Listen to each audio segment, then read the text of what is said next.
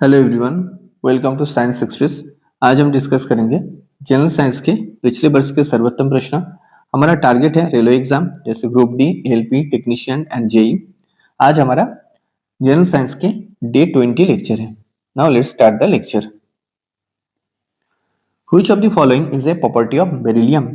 निम्नलिखित में से कौन सा बेरिलियम का एक प्रॉपर्टी है?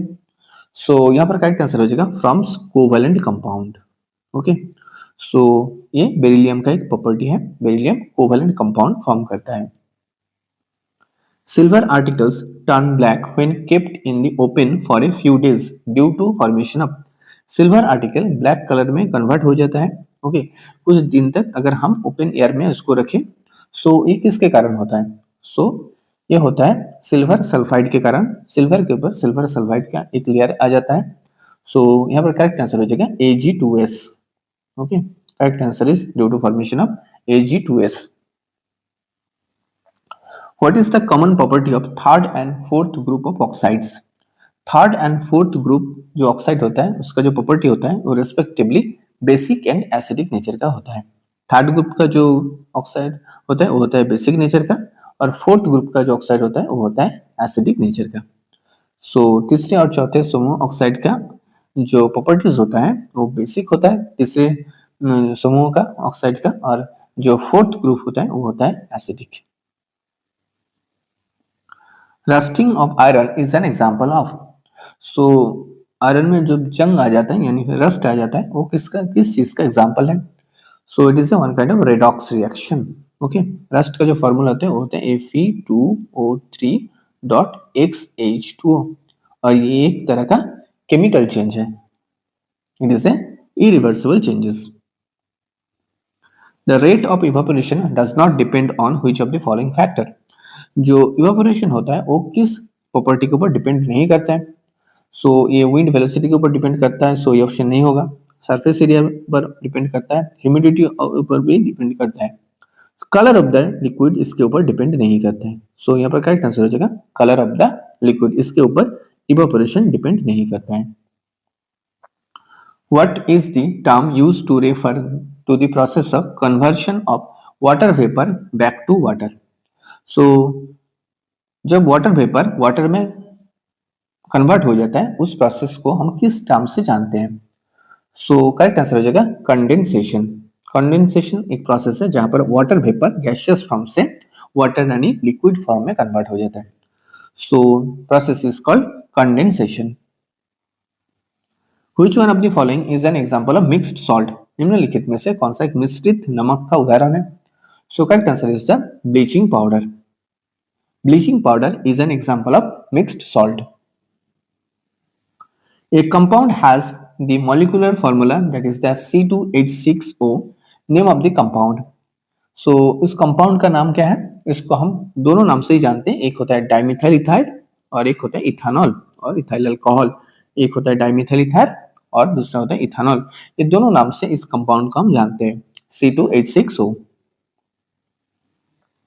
Which of the following reaction is commonly used in the hydrogenation of vegetable oils using nickel catalyst? So यहाँ पर जो रिएक्शन हो जाएगा, सो जिस रिएक्शन में वेजिटेबल ऑयल में हाइड्रोजनेशन होता है, hydrogenation of vegetable oil and in the presence of nickel catalyst, so it is one kind of addition reaction. Okay, इसको हम एडिशन रिएक्शन के नाम से जानते हैं। Atoms of the same element or of the different element can join together. So atoms of the same element or different element can join together by the join together. Okay, bond से form joint होता है और joint form में क्या बनाता है? ये बनाता है molecules. Okay, atoms of the same element भी हो सकता है और डिफरेंट एलिमेंट भी हो सकता है, ज्वाइन होके ये मॉलिक्यूल फॉर्मेशन करता है। Which of the following acid is found in nettle plant? Nettle plant में कौन सा एसिड पाया जाता है? सो ये पाया जाता है methanoic acid. Okay, methanoic acid present in the nettle plant. Based on the periodic trend of ionization energy, which element has the highest ionization energy? So, according to according to Henry Moseley periodic table, उस periodic table में जो trends है, ionisation energy का जो trend है, Henry मोजले के periodic table में जो आयोनाइजेशन एनर्जी का जो ट्रेंड है वो है हाईएस्ट किसमें है, which element has the highest ionisation energy. So correct answer हो जाएगा हीलियम।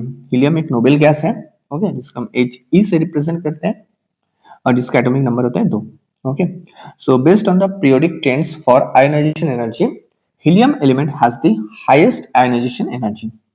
जैसे इसका एग्जांपल हो जाएगा हीलियम, ऑल नोबेल गैसेस, एक तरह का ये भी एक नोबेल गैसेस है, इसका एटॉमिक नंबर है 2।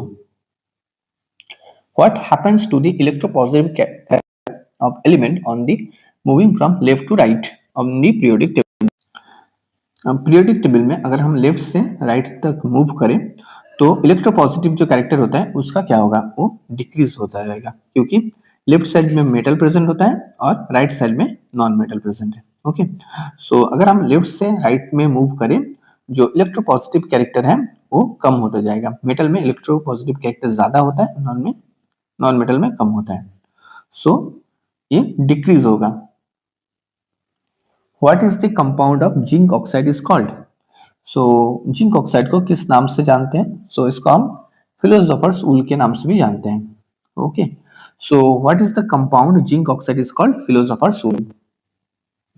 Light scattering take place in, निम्नलिखित में से किस सॉल्यूशन में लाइट का स्कैटरिंग होगा?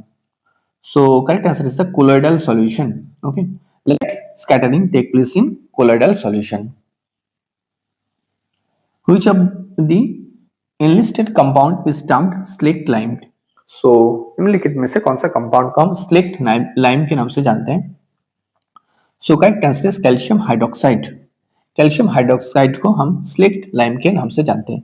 कैल्शियम ऑक्साइड को अगर हम वाटर के साथ रिएक्ट कराएं तो फॉर्म होता है कैल्शियम हाइड्रोक्साइड। ओके, इसको हम स्लेक्ट लाइम के नाम से जानते हैं और कैल्शियम ऑक्साइड को हम क्विक लाइम के नाम से जानते हैं।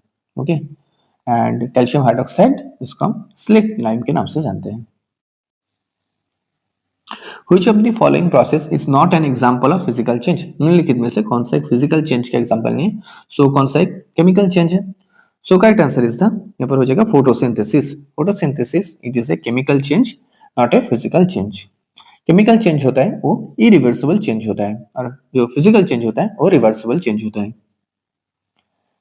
In 1960, which isotope was used to define the standard measure of length?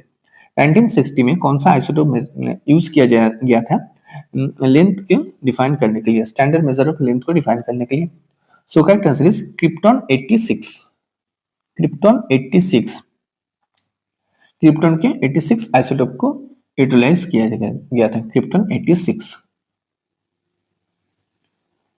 Which of the following reaction is a precipitation reaction? निम्नलिखित में से कौन सा एक प्रेसिपिटेटेड रिएक्शन है? सो करेक्ट आंसर हो जाएगा सोडियम सल्फेट बेरियम क्लोराइड के साथ अगर हम रिएक्शन करें तो बेरियम सल्फेट और सोडियम क्लोराइड प्रोड्यूस होता है। ये एक प्रेसिपिटेशन रिएक्शन है, इसको हम डबल डिस्प्लेसमेंट रिएक्शन के नाम से भी जानते हैं, जहां पर डबल डिस्प्लेसमेंट रिएक्शन में क्या होता है, आयन का एक्सचेंज होता है। So sodium sulphate react with barium chloride produce barium sulphate and sodium chloride. The sum of the atomic masses of all the atom in a molecular of the substance.